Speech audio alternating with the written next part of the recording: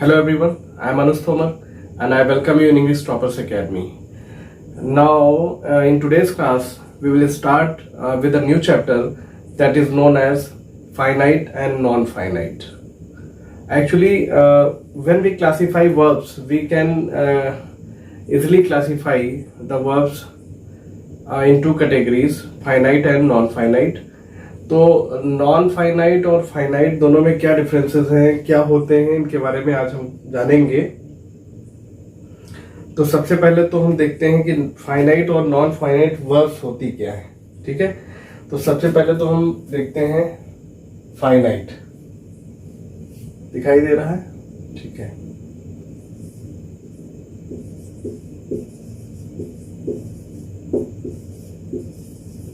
ठीक है। Finite verbs हम लिख लेते हैं और इधर लिख लेंगे नॉन फाइनाइट।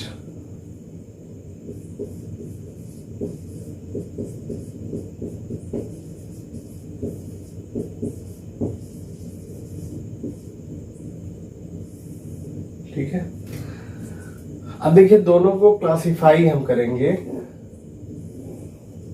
किस तरह से क्लासिफाई करेंगे, तो पहले तो समझ लेते हैं कि फाइनाइट होता क्या है, नॉन फाइनाइट क्या होता है। देखिए, finite verbs are those verbs which can be changes on the basis of the tense or the subject। यानी कि उसकी डेफिनेशन आप लिख लीजिए, दिखाई दे रहा है? The verbs which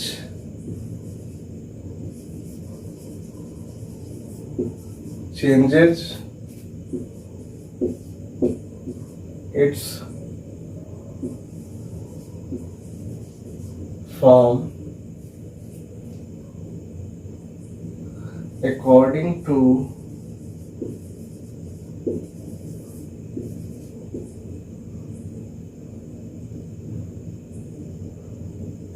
to subject और टेंस। यानी कि दो चीजें हैं इसमें, या तो सब्जेक्ट के हिसाब से या फिर टेंस के हिसाब से परिवर्तन होता रहता है। अब देखिए, इसके कुछ एग्जांपल्स हम देख लेते हैं, फिर समझ में आएगा धीरे धीरे। तो इसमें देखिए, पहला तो जैसे मान लो हमने 2-3 एग्जांपल अभी हम लेंगे।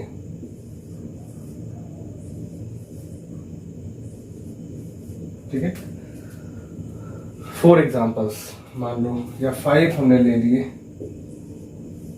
ठीक है, अब देखते हैं। जैसे देखिए, शी कुक्स फूड, दे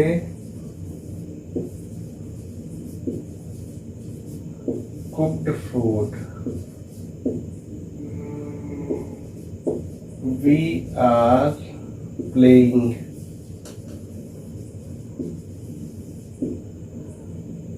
ठीक है, I am writing।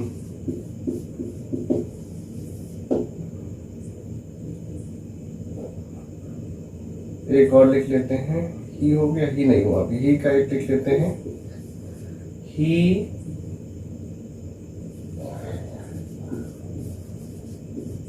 writes a letter। ठीक है, तो ये देखिए हमारे कुछ एग्जांपल्स हो गए हैं जो फाइनाइट के हैं। तो इसमें देखिए क्या आपको लगता है कुछ अलग। देखिए, यहाँ पे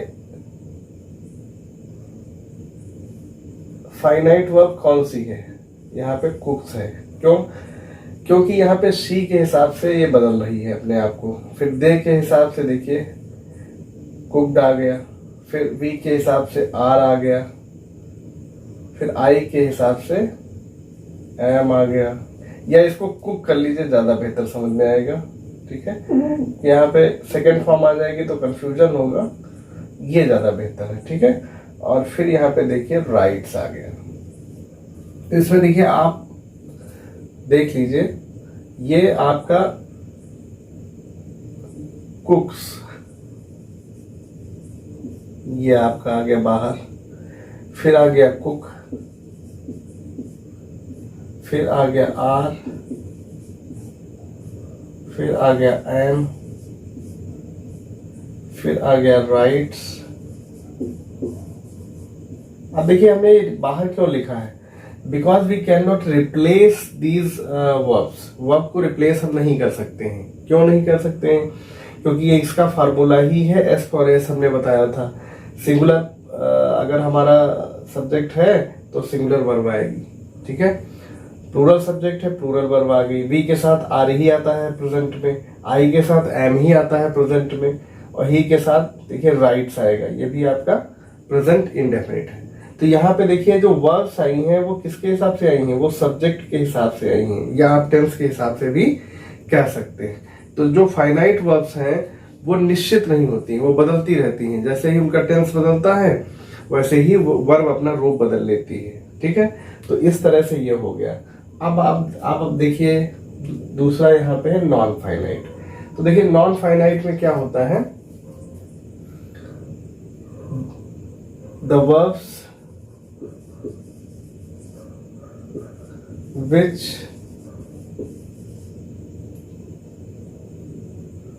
अच्छा यहाँ पे वर्ब्स आया है तो वर्ब कर लीजिए, ठीक है, इसको वर्ब कर लीजिए।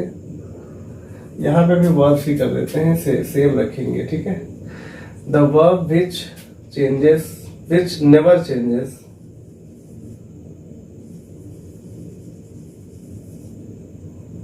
ठीक है।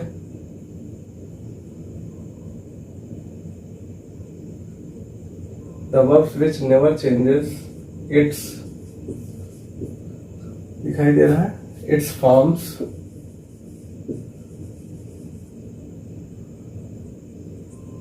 known as, on the basis of, ये भी कह लीजिए, on the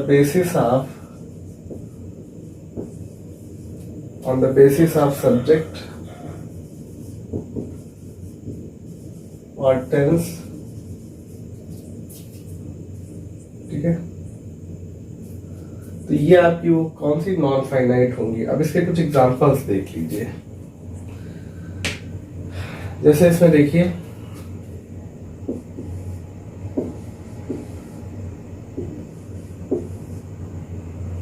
जैसे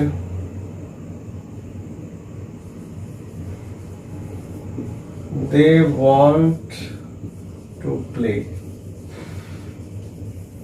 ठीक है, ये टू प्ले आ गया मान लो। जैसे ही wants to play, to play आ गया। देखिए इसमें कहीं कोई चेंज हो रहा है? नहीं हो रहा है। ये है तो वर्ब, लेकिन ये किसके रूप में आ रही है अभी बताएंगे। पहले एक और देख लेते हैं। इसमें देखिए एक और है, वी वॉन्ट टू प्ले, ठीक है, मान लो ये हमने लिख दिया। तो इसमें देखिए देयर इज नो चेंज, कोई चेंज नहीं है। और ये जो हमारी वर्ब आती हैं ये एज अ ऑब्जेक्ट आती हैं, एज अ ऑब्जेक्ट। यहाँ पे वर्ब जो हमारी है वो एक ऑब्जेक्ट के रूप में काम करती है। तो ये आपको बिल्कुल क्लियर होना चाहिए कि there is no impact as such. जो हमारी नॉन फाइनाइट वर्ब्स है, non finite verbs never changes its form on the basis of subject and और टेंस, यानी कि सब्जेक्ट या टेंस के बिहाफ पे यह बदलती नहीं है। जबकि हमारी जो फाइनाइट वर्ब्स हैं वो बदलती ही रहती हैं, ठीक है। जैसा टेंस होगा, जैसा सब्जेक्ट होगा, उसके अकॉर्डिंग ही वो अपना रूप परिवर्तन करती रहती हैं, यानी कि वो उनमें बदलाव होता रहता है। लेकिन यहाँ पे कोई भी बदलाव नहीं होता है। यहाँ पे अगर हम बात करते हैं, देखिए यहाँ पे टू प्ले आ गया, ठीक है, इसमें कहीं कुछ हुआ चेंज? नहीं आया। इसमें ऊपर देखिए कोई चेंज हुआ? नहीं आया। तो यहाँ पे कोई भी चेंज नहीं होता है, ठीक है। यहाँ पे तो चेंज आ रहा है, तो अगर इसकी हम बात करेंगे तो हम इधर चले जाएंगे फिर फाइनाइट वर्ब्स में, तो हमें उसकी बात ही नहीं करनी है, क्योंकि हमें तो जो सीखना है वो सीखना है, ठीक है। अब ये चीज आपको बिल्कुल क्लियर हो गई होगी, what is the basic difference between finite और नॉन फाइनाइट, ठीक है। तो this is enough for today's class, although it was very short class. Thank you for watching the video till the last moment. Thank you. Have a great day.